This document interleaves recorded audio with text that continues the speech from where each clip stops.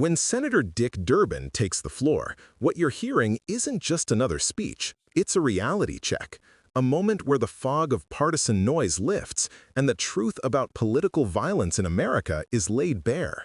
Durbin's message is painfully clear. Political violence is unacceptable, no matter where it comes from.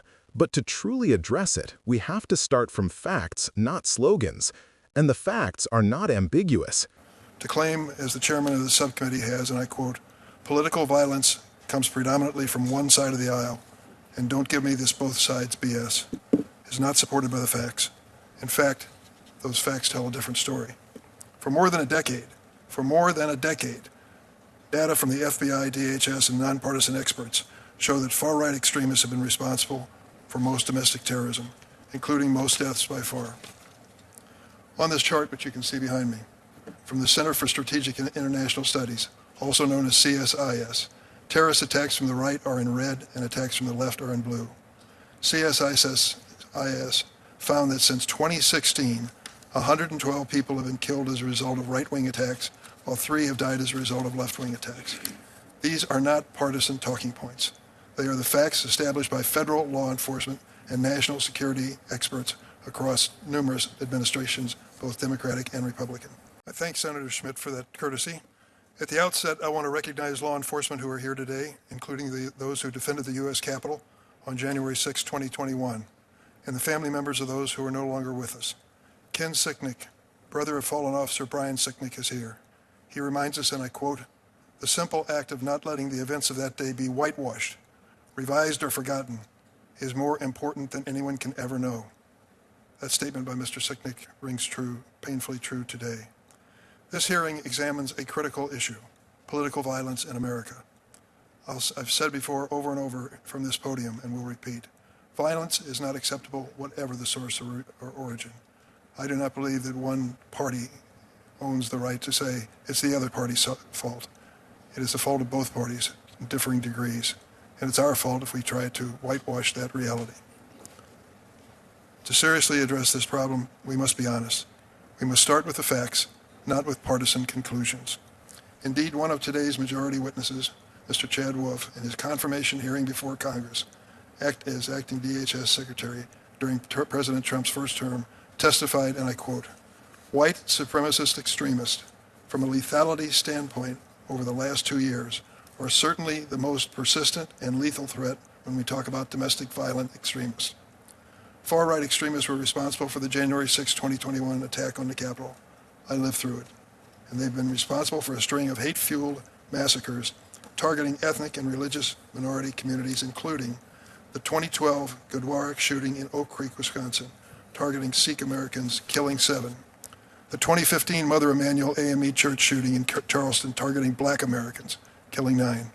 The 2018 Tree of Life Synagogue shooting in Pittsburgh, targeting Jewish Americans, killing 11. The 2019 Walmart shooting in El Paso, targeting Latino Americans, killing 22. And the 2022 Top supermarket shooting in Buffalo, targeting Black Americans, killing 10. Political violence has continued to rock the nation in recent months, from the assassination of Mr. Kirk to the assassinations of Minnesota House Speaker Emerita Melissa Hortman and her husband, and the attempted assassination of Minnesota State Senator John Hoffman and his wife.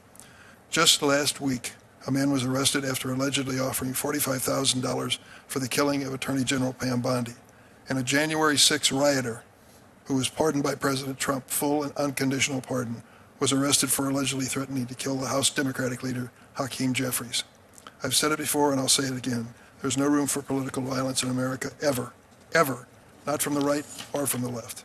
I'm deeply concerned by the Trump administration's response to the political violence crisis.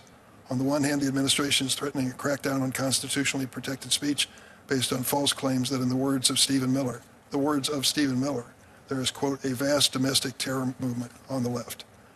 At the same time, the administration is gutting programs that have proven effective in combating domestic terrorism. For example, the administration has slashed the budget of DHS Center for Prevention Programs and Partnerships by more than 30%, cut the center staff by 80 employees to fewer than 20, and appointed a 22-year-old Trump campaign official to run the center. We honor our Constitution and serve our country not by rewriting history or weaponizing tragedy, but by telling the truth, even when it's uncomfortable, because democracy cannot survive selective outrage or deliberate amnesia. To the officers and families here today and watching at home, we will never forget January 6th. Our duty is to protect the truth, to defend the rule of law, and to be an American that rejects violence in every form. Thank you, Mr. Chairman. Durbin begins by honoring the law enforcement officers who defended the U.S. Capitol on January 6th, men and women who risked, and in some cases lost, their lives protecting democracy itself. His recognition of Brian Sicknick's brother Ken sets the tone. This hearing isn't about scoring political points. It's about refusing to let the truth be buried under revisionism or denial. For more than a decade, FBI and DHS data, along with independent research from respected institutions like the Center for Strategic and International Studies, have shown one overwhelming reality. The vast majority of domestic terrorism in America comes from the far right. Durbin points to the data behind him, red bars towering over blue ones, symbolizing the lopsided reality that right-wing extremists are responsible for most politically motivated killings and attacks.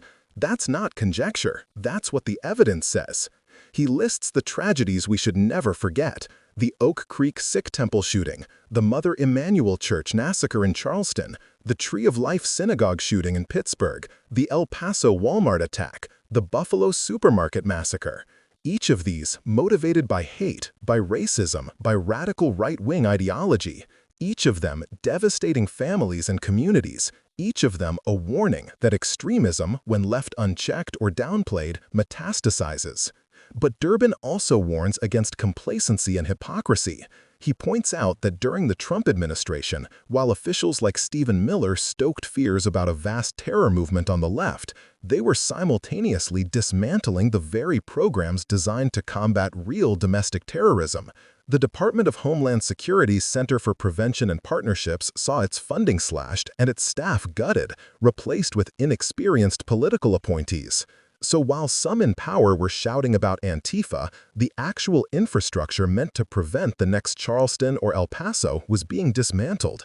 That's not leadership, that's dereliction. Durbin's speech isn't just about numbers, it's about moral clarity. He reminds the chamber and the nation that democracy cannot survive on selective outrage. You can't demand accountability for one act of violence while excusing another because it came from your side. You can't wave a flag of law and order while denying the violence committed in its name. The bottom line is this: the danger of political violence doesn't end when the headlines fade. It ends when every elected leader, regardless of party, has the courage to name the threat, confront it honestly, and defend the rule of law without fear or favor. Durbin closes with words that should echo beyond the chamber walls. Our duty is to protect the truth, defend the rule of law, and be an America that rejects violence in every form. That's not just a political statement, that's a call to conscience. Because if we let lies replace truth, if we let fear replace accountability, then January 6th wasn't a one-time event, it was a warning shot we ignored. This is what leadership sounds like when it chooses courage over convenience, facts over fiction, and unity over fear. So ask yourself, when history looks back, who stood for truth, who stood for democracy, and who tried to rewrite it? Because at the end of the day, our silence or our honesty will determine which side of history we end up on. If you believe that truth still matters, that accountability still matters, and that democracy is worth protecting, stay informed, speak up, and never let anyone rewrite what happened on January 6th.